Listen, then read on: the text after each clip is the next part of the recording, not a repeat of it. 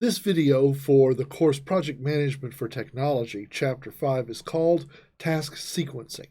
I'm Dr. Reneau at Shawnee State University, and I'll be taking you through this video presentation. Tasks can be broken up into four general categories. The mandatory task that must be done for the project to be successful. There's a discretionary task that is best practice. It's common. It could be skipped, but these are the kinds of, oh, it would be nice, or if we had the time or the budget to be able to do it towards the middle or end of the project. There are external dependencies that are dependent on something outside the project, which could be another project or some other external dependency. And then internal dependencies that are resources that we need to have inside the project to make the project work. So each of the tasks in our work breakdown structure, we should be able to identify them as either mandatory, discretionary, external, or internal, depending upon how they fit into the project. When we're arranging tasks in a specific order that they need to be done, there are four kinds of logical relationships that tasks will fall into. The most common and the one I want to discuss first is the finish to start. And basically, the finish to start relationship between two tasks is that you must finish one before you can start the next one. Think of your classes in your college or courses in your college degree that have a prerequisite. You have to take the prerequisite course before you can take the advanced course. Finish A, then start B. There's also another relationship which is called start to finish. And that says that you must start a task before you finish another. You must start your homework before you finish the class. You must start A before you can finish B. It's a very uncommon relationship, but it is a relationship between two tasks that you may see in certain types of processes. The other two types of logical relationships are known as the finish to finish and the start to start. The finish to finish relationship means that you must finish your task A, before task B finishes. For instance, if you're fixing dinner for a large dinner party, it would be nice if your vegetables are done right before your meat finishes cooking so that you can serve it all nice and warm. A finish to finish relationship. There's also the start to start relationship where you must start the predecessor task before you start the successor task. So you must start A before you start B, but A might not be finished before you start B. Just that you started A and then you can start B. So the finish to finish relationship, the start to finish, and the most common, the finish to start relationships between tasks in the work breakdown structure. Sorry, this slide's a little crowded, but I want to talk about duration of tasks now. Duration. We can define our project and the tasks in our project to hours, some projects days, some projects weeks. The duration just needs to be granular enough to help us analyze what we need, but it doesn't don't make it down to the minute or down to the second, because a lot of tasks there's no way you could get an estimate down to that kind of precision, and doing so is kind of lying to yourself. So we need to be consistent with our definitions, or it will become very confusing. Remember the difference between working days and calendar days or raw days.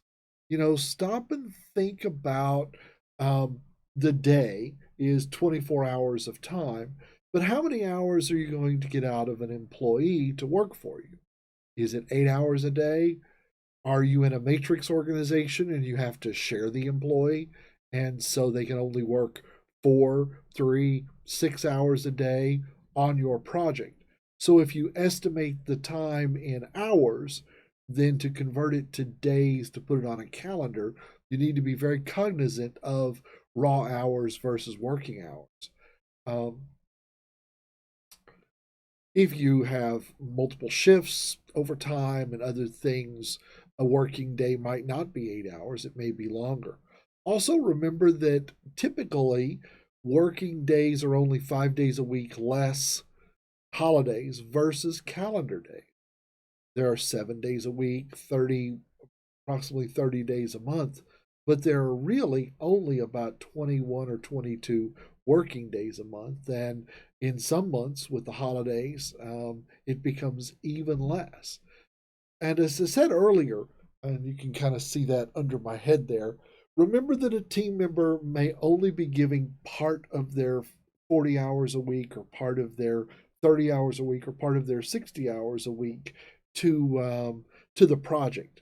Um, and be very cognizant that you may only get the employee for part-time or half-time or even less, depending upon the type of organization or if there are multiple projects going on at once. So when you're laying out duration and you've estimated hours or days, then you have to actually look at the employee or the team member or the contractor or others that are doing the work to make sure that you fit that on the calendar in a correct manner, in a proper manner that really tells you what you need to know about the duration of what's going on in the project. So we've talked about durations, but I've not really talked yet about how we come up with the various durations and how we come up with our estimates to for for time and other things that we're going to need. Typically, there are three common methods for determining a duration of a task, and the first is the analogous estimating. The analogous estimating basically, we look at a similar project for similar tasks or a prior project for something similar, and we kind of hold it up to the other and say, well, it took us 10 hours to do it in this project. Why don't we say our estimate is 10 hours in this project? It's a very top down kind of technique for estimating. It's less accurate because no two projects are the same, no two employees are the same. When we get down into the nitty gritty, it's not a very accurate estimate. But one thing about analogous estimating is it's quick. You can just kind of go, well, ballpark, it took this, it's going to take this. There we go. Um, and for the very for simple things and for a good quick estimate, the analogous estimate is common, the top-down technique. The two other types of estimating are expert judgment and parametric estimating. Expert judgment. Let's talk about expert judgment. Basically, an expert judgment estimation is to consult and I use the acronym SME, but a SME, as you'll often hear people pronounce it, stands for subject matter expert. So you consult an expert or the team member who's actually going to do the work. You would say, hey, whatever your name is, you're going to do the work. How long is it going to take you? That would be probably a pretty good estimate of how it's going to work. It's very familiar and it's pretty accurate because the expert knows what they're doing, knows how long it's going to take. The team member who's actually going to be doing it should be able to come up with a reasonably good estimation of the time for a task. So the expert judgment will be used throughout your scheduling process. The last is called parametric estimating. Parametric estimating is a quantitative, not a qualitative, estimation method. Basically, you take the total time to do something and you multiply it by how many of those you need to do.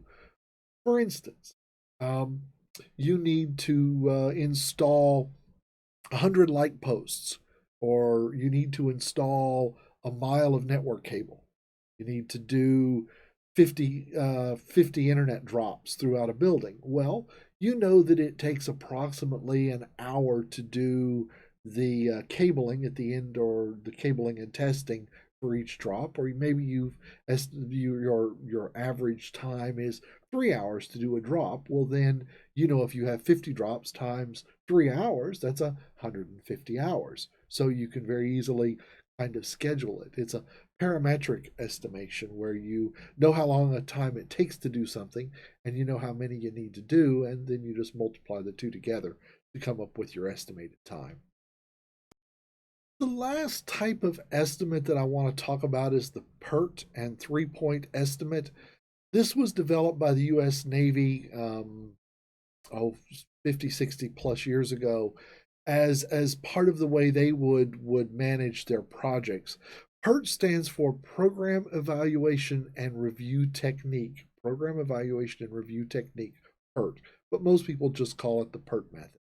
In the PERT method, they figured out that a 3-point estimate would probably be the best way to come up with an estimation. So they created 3 estimates. A optimistic estimate of, this is, if everything goes perfect, if everything goes just right, it's going to take us this amount of time. That's the variable O. There's the pessimistic estimate where, if things all go to crap and nothing works the way we expect it to, and we're having nothing but trouble, it's going to take us this amount of time, and that's in the variable P. And then we have an estimate probably somewhere in the middle that would be the most likely estimate for being able to solve a problem or do something. They then average those 3, but instead of averaging them by adding the 3 and dividing by 3 and coming up with a straight average, they come up with a weighted average that's the pessimistic plus optimistic plus 4 times the most likely divided by 6. So it weighs more heavily and calculates an average that's weighted more towards the likely, but still involves the pessimistic and optimistic to kind of bring the average to maybe something a little bit more accurate. Really like doing that. I think that's a really neat technique, and a way to cover the bases, especially if the pessimistic is just way out there in order of magnitudes different. Then this kind of brings it to the most likely up to maybe a closer level, especially averaging over the entire durations of a large project with many estimates and many tasks. This video was created as a companion to Kim Heldman's CompTIA Project Plus study guide, and there's a reference to the book. This video is copyright 2020 by James Reneau Ph.D. You can contact me at jreneau@shawnee.edu. This work is licensed under a Creative Commons Attribution, Non-Commercial, Share Alike 4.0 license, and I would like to say thank you for your time.